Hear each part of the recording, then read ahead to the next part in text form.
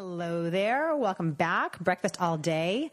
So the Super Bowl is this weekend. Are you guys aware of that? Do we get to call it that, or do we have to say the big game? The big game. Do you guys know who is in the Super Bowl? I know it's not two teams of which I have family ties to. Oh, it's not the Chiefs? Not the Chiefs from Kansas City, where I grew up, or the Saints from New Orleans, They both got where screwed. most of my family is from as well.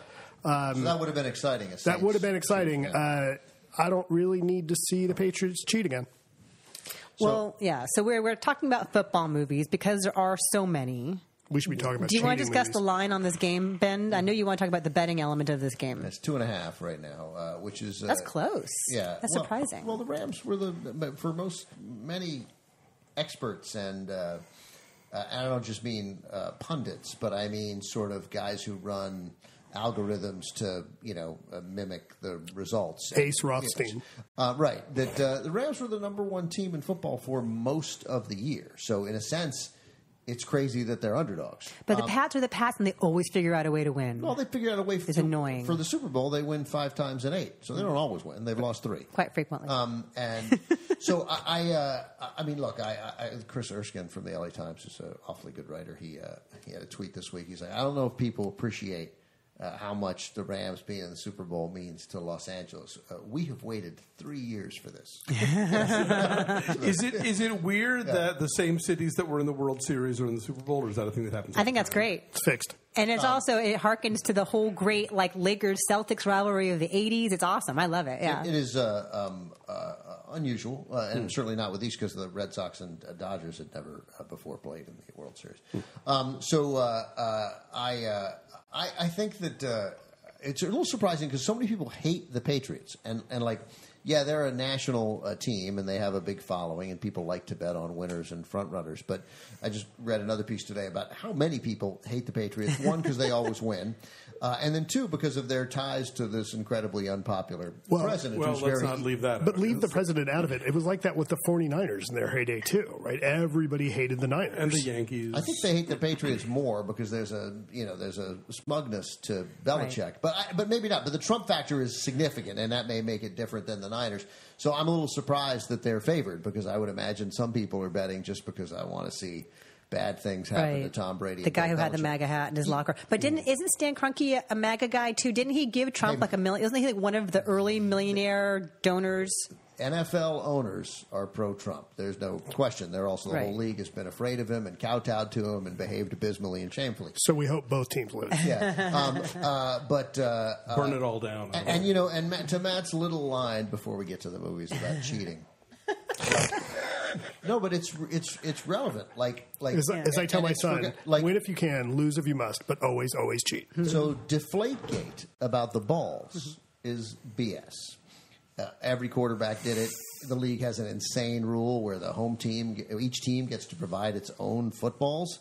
How about the league gives you the balls and you play with their balls? And everybody uses the same one. That seems like obvious. But that dates back from the first Super Bowl where the leagues, the AFC and the NFC, at the time had different standards for the balls. Right. So, but now that they don't, I would have. So you give them, and it turns out I've heard a lot of other quarterbacks have said, "Hey, we all try to make a ball feel good for us." And so and Brady may have been a little more sophisticated. But the other cheating, which was the actual spying on their opponents. It's called Spygate. Spygate, to me, I mean, Colin Kaepernick spent 2 years out of football. If I had been the commissioner and they had proven the fact that you took a camera to watch the other team's practices so you could learn their plays ahead of time, without question, I would have taken away 5 first-round draft picks and I would have suspended Bill Belichick for 5 years. I mean, that is Pete Rose-esque subverting the competitive nature of the game, and I would have banned him from football. And I would have allowed him to come back after a few years, but he'd have been out. You can't do that. He's a cheater. Cheater. Not Brady, Belichick, and the whole Patriot organization or whoever was responsible for that. That's unbelievable that they got away with that and they lost a first round draft choice. Everyone is correct to hate the Patriots. Anyway, so this got us thinking. This is the first I'm hearing of any of this. But this is the reason, though, that this is not a great weekend for new movies. I mean, we only reviewed 2 new things, one of which is the Netflix movie, and this is why, because everyone's going to be watching the Super Bowl on Sunday. Right. And so it got us thinking about our favorite football movies. And the one that comes to mind for me, of course, because the Rams are in the Super Bowl, is Heaven Can Wait. Yeah, it was one of the best football movies. Which is great. I just read a story that my old friend at the AP, Eddie Pells, did, which he talked to Warren Beatty about this. And Ben, you might know this, that originally he was going to do some version of Heaven Can Wait with Muhammad Ali. Yeah, that's right. As a boxing movie. Because the original... Here Comes Mr. Jordan. Original Heaven Can Wait, which is Here Comes Mr. Jordan, even though there's a movie made called Heaven Can Wait, released essentially the same year, right before. So original Here Comes Mr. Jordan, Robert Montgomery plays a boxer. Yeah, so it made sense, and I think Ali, I would like to have seen Ali in a movie. He might have been great. The way. You ever see The Greatest? It might have been great. He was the fictionalized version of his own life story where he plays himself. I don't think I have because it's not good. we had because yesterday was Jackie Robinson's 100th birthday, and Jackie Robinson plays Jackie Robinson, the Jackie Robinson story, and Jackie Robinson is not an actor. That's interesting to know. So then Ali couldn't do it because. I have a theory that not all, but that these great athletes, the showmen, like Babe Ruth, Norman Lloyd, who's 104, likes to tell the story of Babe Ruth sliding into second base in the 1926 World Series, where he was in attendance naturally, and Ruth rips his pants and then stands up and sort of with one arm on his hip starts waving to the bench, and Doc Painter, the trainer, comes out and stitches the pants while Babe is standing at second base. And I always asked Norman, I go, do you think he could have been an actor? And Norman's always like, he was the screen. He would have loved the screen. So, but maybe as it turns out, not. Well, so Warren Beatty gets his dream then of playing a quarterback, and it's the Rams in the Super Bowl, and Heaven Can Wait. So that makes sense. Julie Christie is just totally lovely. It won a couple of Oscars, right? Didn't it? It won. Did he and Buck Henry win for screenplay? Yeah, it won art direction. Oh, anyway, but it's so great. Great cast. Julie Christie, Diane Cannon, of course. Jack Warden. There's only two people in the history of Hollywood who have been nominated in the same year for the same movie for Best Actor, Best Director, and Best Screenplay and Best Picture, who also produced the film. So getting all four of those awards. Woody Allen? Nope. I was going to guess Mel Gibson. Nope. It's Orson Welles? Orson Welles for Citizen Kane. And Warren Beatty twice. There you go. Oh, and Reds? Yeah. Oh, anyway, Heaven Can Wait, totally charming. I'm also a big fan. It's not pro football, but I love Friday Night Lights. I loved the book. I love the movie. It's got this great energy about it, and it really gets Texas so well. So those are my choices for you to watch football movies instead of watching the game. You guys? I like Semi-Tough a lot. Semi-Tough's great. It's a very funny movie and kind of tweaks a lot of 1970s trends. There's a whole sort of parody version of Est in that movie that I think is really funny. And it's one of Burt Reynolds' best performances. I think I like, Burt Reynolds sort of as an urbane comic leading man, like that movie and Starting Over. Both of which his leading lady is Jill Clayburgh, for whatever that brings to it as well. But yeah, Semi-Tough. And then a movie that came out around the same time, which is North Dallas 40, which is, I think, a movie that's more skeptical about the NFL and how players are treated as commodities. And, Nick Nolte in the locker room. It's all there. Mac Davis. Mac Davis. So I picked four. Heaven Can Wait, North Dallas 40, Semi-Tough, and The Longest Yard. I was going to say Longest Yard, too. Yeah, another great Reynolds performance. Which version of The Longest Yard? The original. I meant Adam Sandler. Was there one before Adam Sandler? Those are great, and realistic sort of football movies, too. For The Longest Yard, Reynolds, who played at Florida State, tore up his knee there. They designed plays and then didn't tell the actors on defense. But that had the effect of the plays looking incredibly real, while defensive players were like, wait, where's he going? Right, so that worked. But if I could recommend any of them, it would first and foremost, since it's for an authentic football movie, it's definitely North Dallas 40, which is great. Yeah, I guess Warren Beatty was supposed to only do like one of the actual snaps and ended up doing like all 14 of them. He was a really good athlete, and he wanted to. And he played quarterback in high school. Yeah. Yeah. Matt? You guys all pick really good movies, so I won't repeat those. I am surprised no one brought up Last Boy Scout. It's a terrible movie. No, I'll go what's left over with two films about college ball. One, obviously, this is one of the movies that still makes me cry. Rudy. Like you just like Rudy is just it's so good.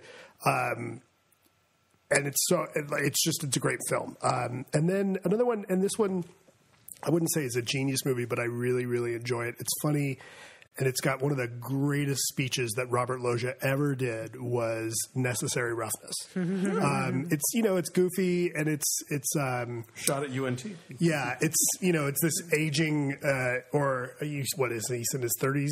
Scott Bakula comes back to college to finish out his college career as a football player because the team, like, they lost their whole team because of recruiting violations. And Hector Elizondo plays the coach, and Sinbad's in it, and it's super goofy, but it's got some really fun stuff going on in it. I mean, look, this is a movie that has Kathy Ireland as the place kicker. Oh my God! Right.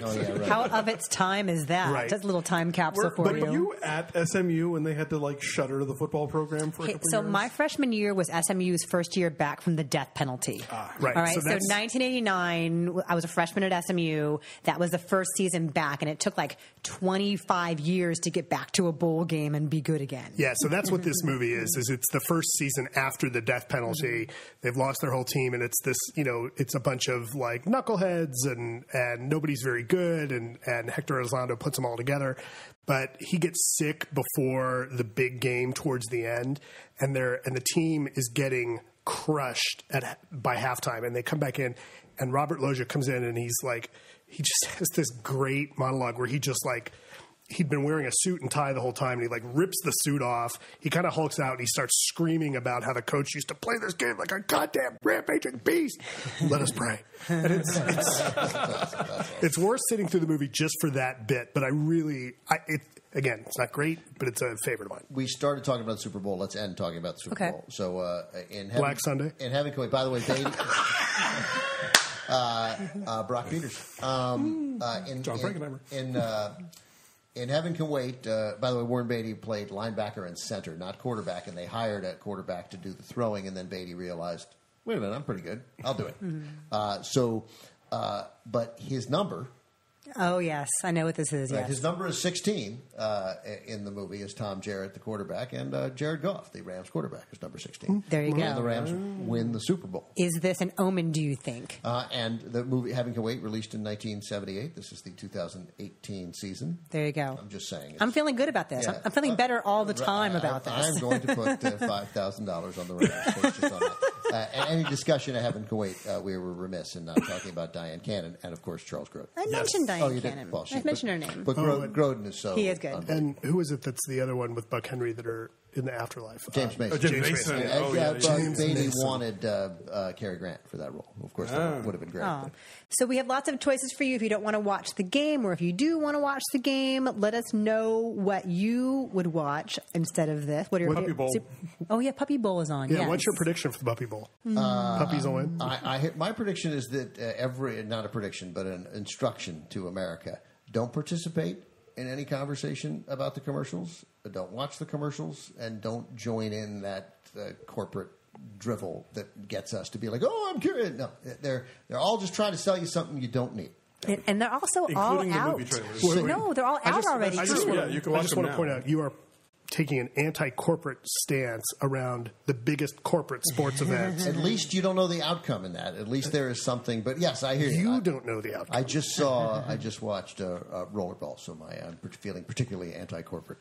Well, was there a version of that before the Chris Klein one? That's the one I saw. Yeah, that's right. All right. Thank you, guys. Thank you all for being here. I'm so happy to see all of you. Maybe we can do this again next week.